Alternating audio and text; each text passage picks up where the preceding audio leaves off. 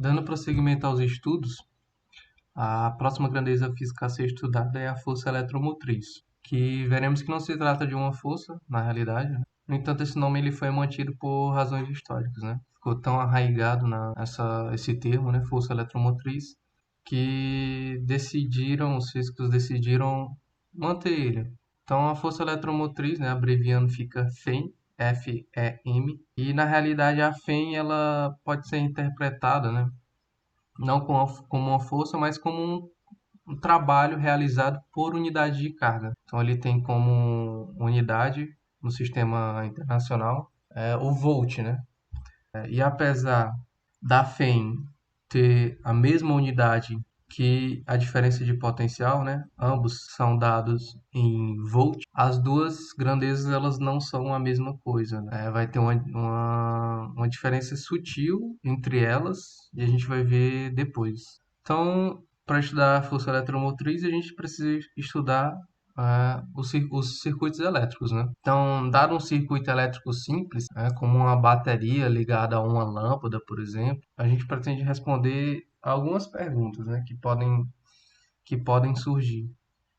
A corrente elétrica, ela é realmente a mesma durante todo o circuito? Se eu pegar um ponto do circuito e medir lá o valor da corrente, ela vai ser a mesma em qualquer parte e em qualquer momento de tempo também, isso é importante. E por que que isso acontece, né? Por que que a corrente ela não muda, né? Se a única força motriz, se a única coisa que faz o circuito funcionar é a bateria, né? E ela fica isolada lá em um ponto. Então, e outra coisa, né? Dado que os elétrons no fio movem-se bem lentamente, como que apertar um interruptor faz uma lâmpada ligar quase que instantaneamente? Então, fica aí essas três perguntas que a gente pretende responder ao fim desse capítulo. Então, vamos dar prosseguimento. Bom, um circuito elétrico, ele, ele precisa ser um circuito fechado, né? Então, o seu início ele tem que estar conectado ao final de alguma maneira, né? E se essa condição não for satisfeita, né, é impossível ter uma corrente estacionária, né? E o que é essa corrente estacionária? Corrente estacionária é uma corrente que o valor dela independe do tempo, né? O estacionária quer dizer isso, que o valor de tal coisa independe do tempo. Então, aqui o livro ele dá um exemplo do porquê não dá para se ter correntes estacionárias em circuitos abertos, onde as extremidades elas não estão ligadas umas nas outras. Então aqui o que que ele tem? Ele dá um certo condutor, né? Um fio, onde as extremidades elas não estão conectadas, e você produz um campo elétrico, né? Que ele chama de E1 nesse condutor. O que é que vai acontecer?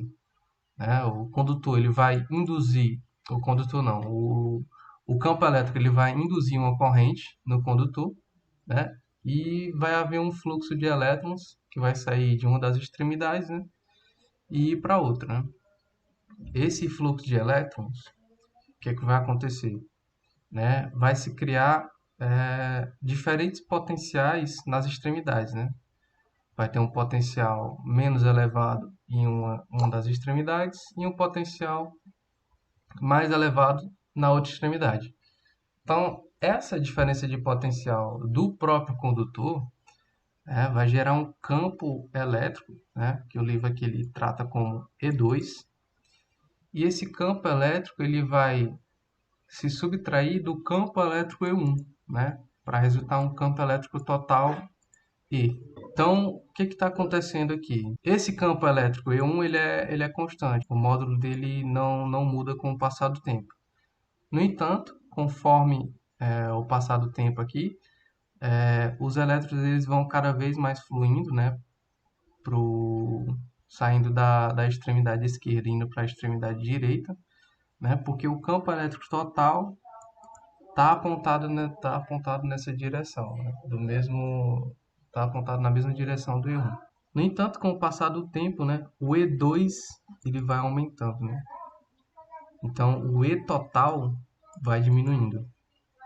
E vai chegar um tempo que o E1 em módulo vai ter o mesmo tamanho que o E2, né?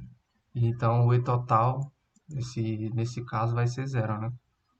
Porque eles vão ter mesmo módulo e sentidos opostos.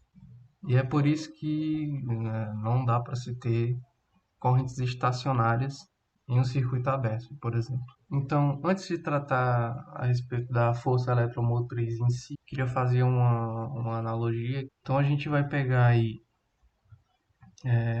uma fonte de água que jorra a água para cima, né?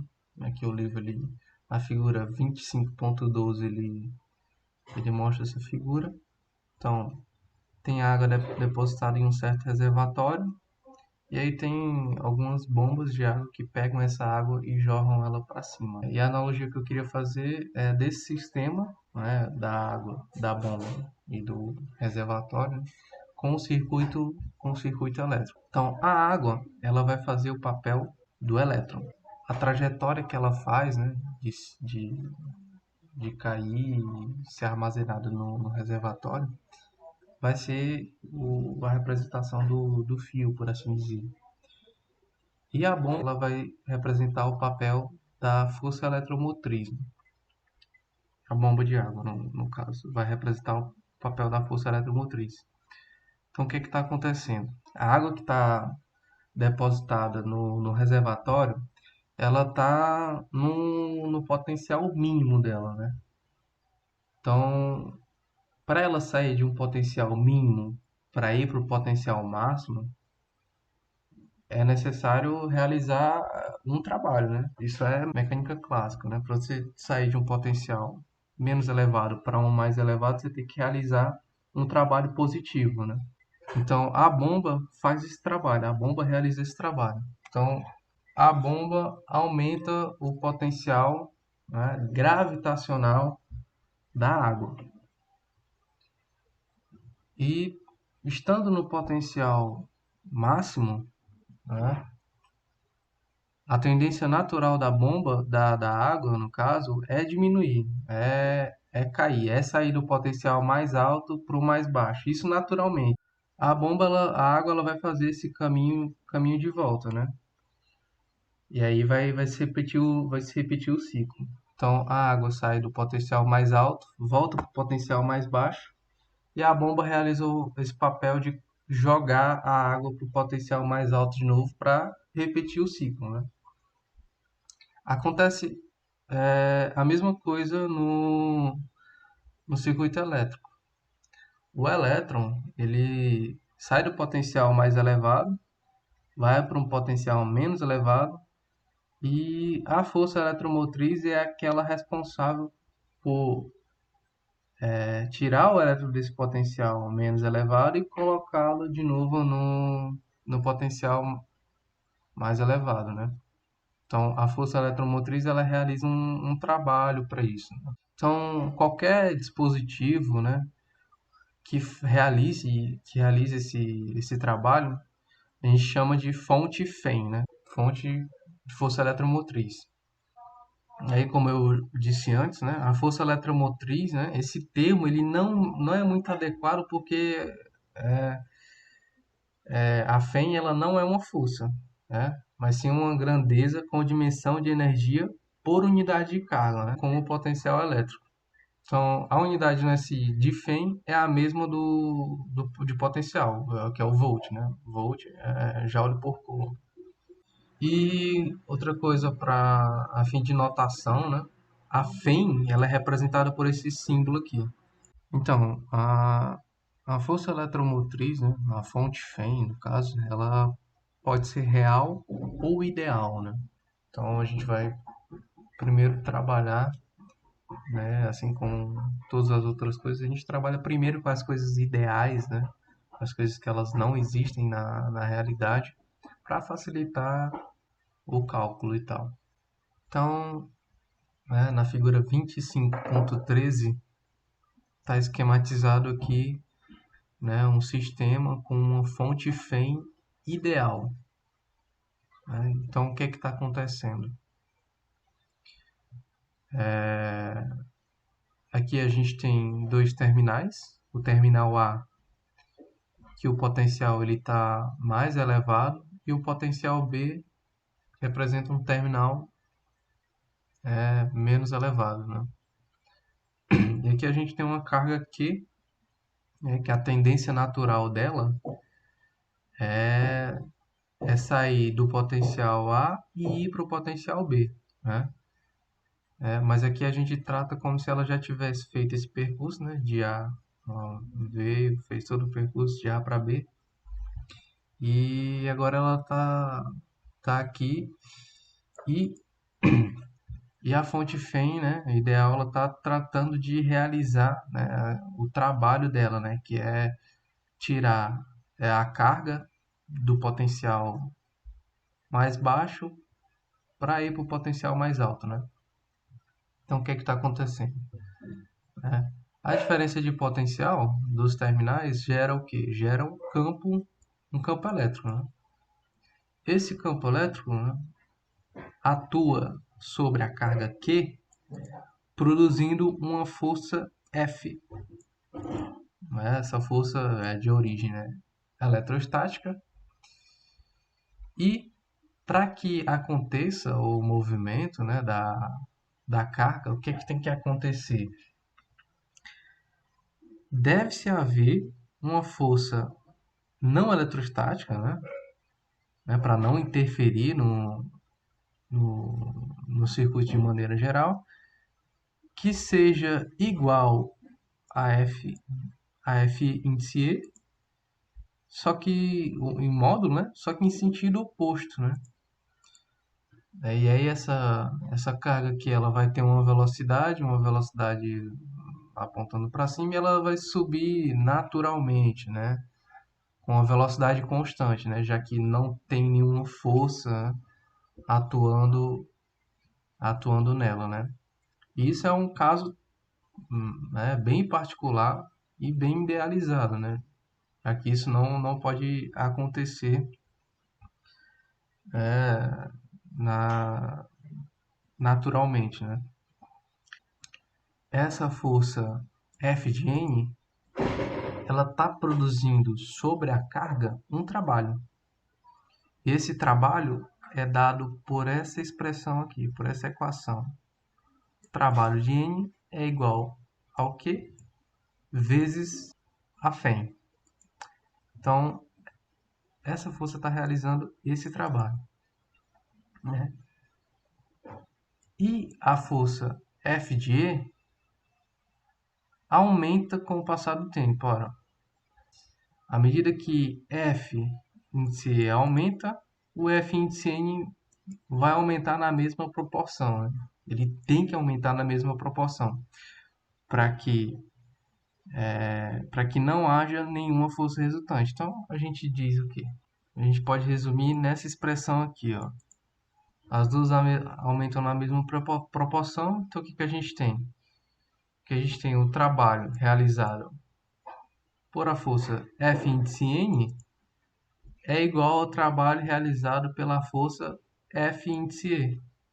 Então a gente tem Q que multiplica a Fem é igual a o Q que multiplica a diferença de potencial entre os dois terminais. Então cancela Q com Q e a gente tem, né, o caso particular que eu havia falado antes, onde a diferença de potencial é igual à força eletromotriz, né? Então, as duas podem se confundir apenas nesse caso, né? Onde a fonte FEM ela é ideal. Apenas nesse caso as duas assumem o mesmo valor.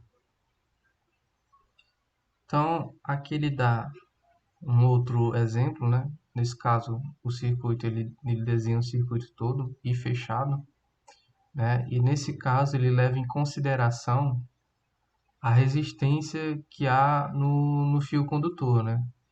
Já as fontes reais, elas possuem uma resistência interna. Nem todo trabalho realizado pela frente da fonte consegue ser usado integralmente, né? Então, parte é perdida por conta dessa resistência interna do dispositivo. Por conta disso, por conta dessa resistência interna, a diferença de potencial nos terminais vai ser diferente da fé da fonte.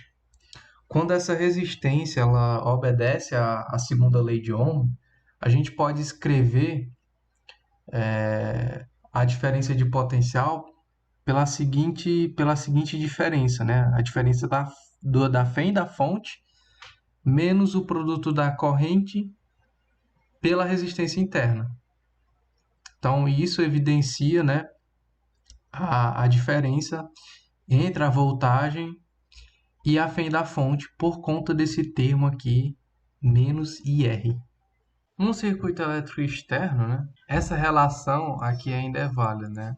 A diferença de potencial entre os terminais é igual ao produto, né, da corrente pela resistência do condutor.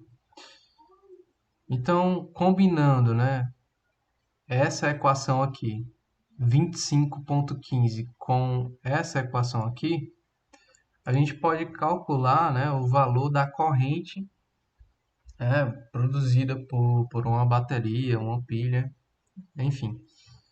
Então, a gente vai basicamente substituir esse valor aqui nessa equação aqui. Então, a gente vai obter o quê? A fé da fonte menos a corrente vezes a resistência interna é igual a corrente vezes a resistência externa, por assim dizer, né? A resistência do condutor externo. Então, o que a gente faz? Passa o menos IRzinho para o outro lado, coloca o I em evidência, daí a gente só passa o Rzão mais Rzinho dividindo, né? Ao fim da fonte, e a gente obtém isso aqui. Então, é assim que a gente obtém, né, o valor da corrente produzida por uma bateria, uma pilha, aquelas células fotovoltaicas, enfim. Qualquer circuito elétrico ele pode ser desenhado, né?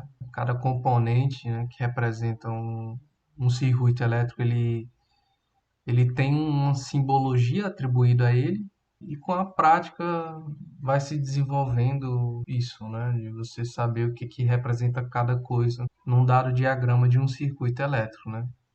Então, no livro tem uma tabela, né? Tabela 25.4, que trata dessas simbologias, né? Então aí vocês podem olhar com mais calma depois, né? Cada um deles. Próximo tópico: energia e potência em circuitos elétricos. Agora a gente vai estudar sobre a potência, seja ela dissipada ou fornecida para um circuito elétrico. Para isso a gente vai pegar um elemento do circuito, seja ele resistor, bateria, capacitor, enfim. Então a gente vai observar aqui. Uma carga ela vai sair do ponto A e ir até o ponto B. A esses dois pontos vai estar atrelado a uma diferença de potencial. Ao sair do ponto A e ir para o ponto, ao sair do ponto A indo em direção ao ponto B, essa carga vai estar atrelada a uma variação na energia potencial, que equivale a Q vezes VAB. Isso já é sabido. Então a gente vai analisar essa quantidade, né? Dizendo que o Q é sempre maior do que zero, né? Dizendo que o Q sempre vai ser positivo, então nos resta analisar apenas o VAB. E o VAB ele é dado por VA menos VB. Também já é sabido. Então, para o VA menos o VB ser positivo, o que deve acontecer? O VA precisa ser maior do que o VB. Nesse caso, a carga vai estar saindo de um potencial mais elevado e indo para um potencial menos elevado. Então, ela vai estar perdendo energia elétrica. Essa energia elétrica ela vai estar sendo transformada, ela tem que estar sendo transformada em outro tipo de energia. E geralmente é a energia térmica. No caso do VAB negativo, o VB precisa ser maior do que o VA. Então a carga ela vai estar saindo de um potencial menos elevado para um potencial mais elevado. Isso só acontece se o elemento do circuito for uma bateria, por exemplo, que transforma a energia química em energia elétrica. A quantidade Q vezes VAB, ela pode tanto representar uma energia que é fornecida ao elemento do circuito, quanto uma energia que ela é tirada, que ela é extraída desse elemento, não? Dependendo aí dos sinais. Para a gente calcular a taxa na qual essa energia ela é fornecida ou extraída, a gente precisa se voltar para a definição da corrente, né? Corrente é definida por dq sobre dt.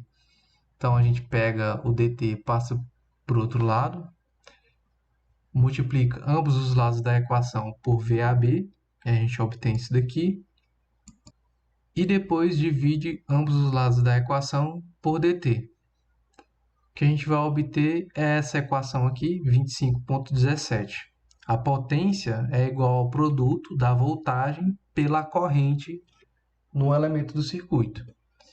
Então, fazendo uma análise dimensional, né, para a gente certificar se realmente a gente tem uma potência. Então, o VAB ele tem como unidade Joule por Coulomb, e o dq ele tem como unidade o Coulomb. Então, fazendo aí o produto, resta apenas Joule. Então, como segundo passo, a gente dividiu toda a expressão por dt. E o dt ele tem como unidade o tempo. Então, fica Joule por segundo.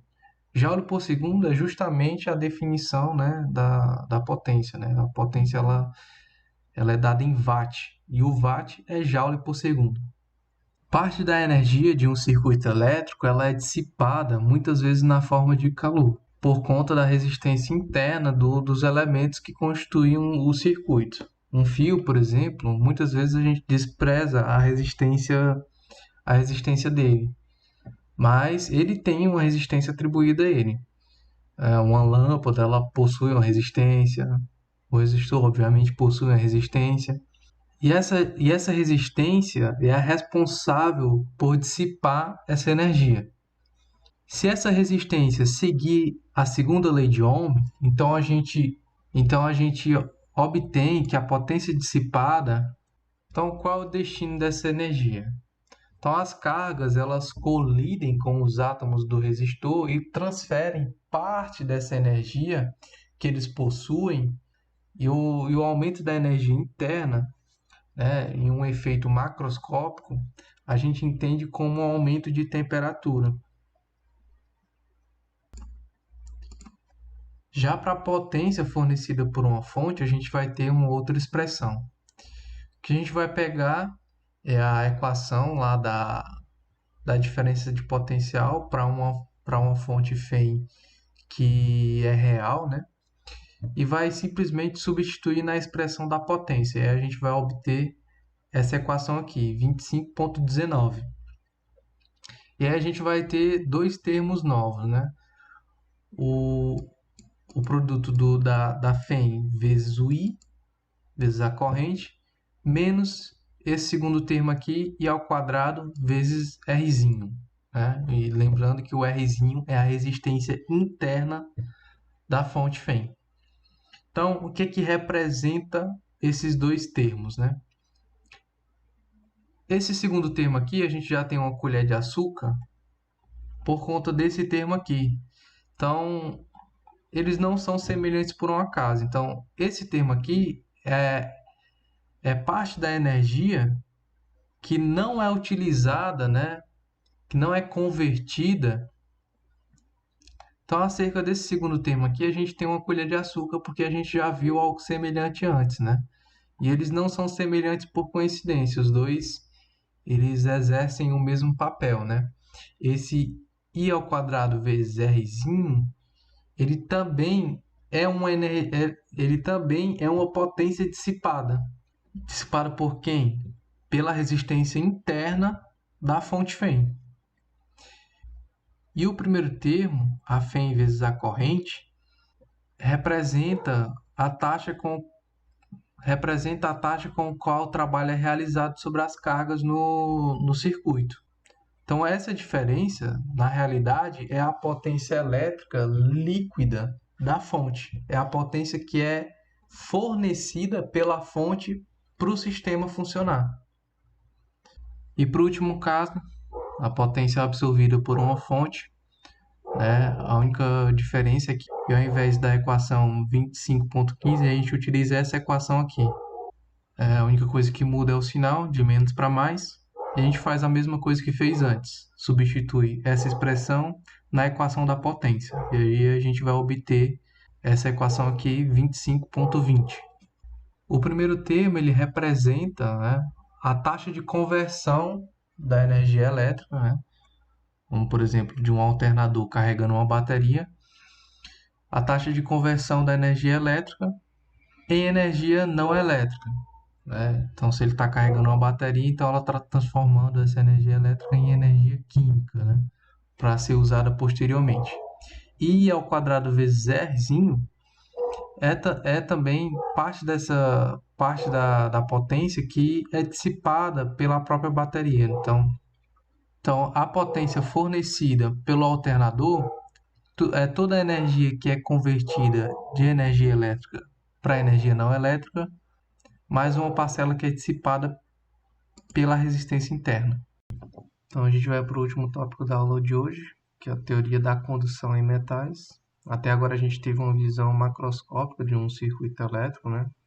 Quando a gente coloca nele a ação de um campo elétrico, no condutor gera um fluxo de elétrons, né? Gera uma corrente induzida pelo campo. Então a gente vai tentar esmiuçar as origens dessa condução, né? desse fluxo de elétrons. Então para isso a gente tem que criar um modelo. Nesse modelo a gente vai considerar que os elétrons eles são partículas clássicas. A gente vai ignorar a natureza quântica deles e o comportamento ondulatório, né? Então a gente vai analisar os elétrons numa rede cristalina, né? Então a gente tem aqui duas figuras, figura 25,26, a gente tem a figura A e a figura B. Na figura A, a gente tem o comportamento dos elétrons sem a interação com o campo elétrico, né? Na figura B, a gente tem com a interação de um campo elétrico. Então, eles saem de um ponto e vão até outro, né? O início, geralmente, muito próximo do final, porque eles são... Esse deslocamento deles resultante é muito lento, né? Então, no caso dos elétrons, quando estão sob a ação de um campo elétrico, eles tendem a se deslocar muito mais, né? Então, uma analogia da mecânica que a gente pode fazer é do movimento de uma bola rolando sobre um plano inclinado, né? Nessa bola ela vai colidindo com vários obstáculos, né? A gente sabe que a tendência natural dessa bola, depois de um certo tempo, é se encontrar na parte de baixo aqui da rampa, né? E a mesma coisa vai acontecer com os elétrons. Eles vão colidir várias vezes, mas a tendência natural dele é ter um deslocamento, né? Então aqui a gente vai pegar a equação 25,5, que é da resistividade em metais, né? Ρ é igual ao campo sobre a densidade de corrente, e o vetor densidade de corrente ele é definido por essa expressão aqui, onde N é o número de elétrons, o Q é a carga do elétron e o VA é a velocidade média de arraste. Então, os elétrons, sob a ação do campo elétrico, eles possuem uma aceleração dada por essa equação aqui, né? Utilizando a segunda lei de Newton, a gente encontra isso. Então, da cinemática, a gente consegue obter essa expressão aqui. O v em função de t, né? É a velocidade inicial mais a aceleração vezes esse t particular aqui. Esse t particular é o momento a partir do qual as colisões com os elétrons se iniciam, né? E que valor esse t assume, né? Então, esse t ele tem um nome, que é o tempo livre médio. Né? O que é o tempo livre médio? É o tempo médio entre duas colisões sucessivas, no caso de elétrons. Então, ele tem um valor constante. E agora, o próximo passo é determinar quem é a velocidade inicial. A velocidade inicial do elétron, ela, no instante t igual a zero, ela não vai estar sob a presença de um campo elétrico. Então, a gente pode considerar ela como nula, certo? Então, ele vai se deslocar muito pouco em relação ao seu início. Então, a gente pode considerar ela como nula. E aí, substituindo aqui o valor da aceleração aqui, né, nessa expressão, a gente obtém isso daqui. A velocidade média, né? A gente fez essa consideração, é igual a A vezes T, né? E o A é o quê? É o Q vezes E sobre M, né? Está escrito aqui. Então, a segunda consideração que a gente tem que fazer agora é acerca desse tempo tal aqui. Então, a partir desse instante de tempo, vai haver uma tendência à diminuição da velocidade média dos elétrons por conta das colisões. Então, os elétrons colidindo entre si, né, vai ter uma tendência à redução dessa velocidade média. Em contrapartida, vai ter também uma tendência, né, devido à exposição ao campo elétrico, do aumento dessa velocidade. Então, vai chegar um momento que essas duas tendências elas vão se equiparar e nenhuma vai se sobressair à outra. Então, essa velocidade média, na realidade, vai se tornar a própria velocidade de arraste do elétron, né? Então, a gente pode fazer essa substituição aqui na equação. Dito isso, a gente pode substituir essa velocidade de arraste na equação da densidade de carga, né? E aí a gente vai obter essa equação aqui. E realizando mais uma substituição, a gente vai substituir essa equação aqui na equação na equação da resistividade de um metal e vai obter a equação 25,24. E essa equação aqui, né, exemplifica bastante o que o tópico tá falando sobre, né? Que o vetor velocidade, né, do elétron, ele é diretamente proporcional ao campo elétrico, né? Então, o que a gente está fazendo numa perspectiva macroscópica, né? Ela tem resultados, né? Ela tem sentido, ainda assim, numa visão microscópica, né? Então, essa equação aqui nos dá essa certeza, né? E analisando essa equação 25,24, né? Quando nem N nem T não depende do campo elétrico, né? Então, a resistividade ela não vai depender do campo elétrico também. Então, o material ele obedece à lei de Ohm, né?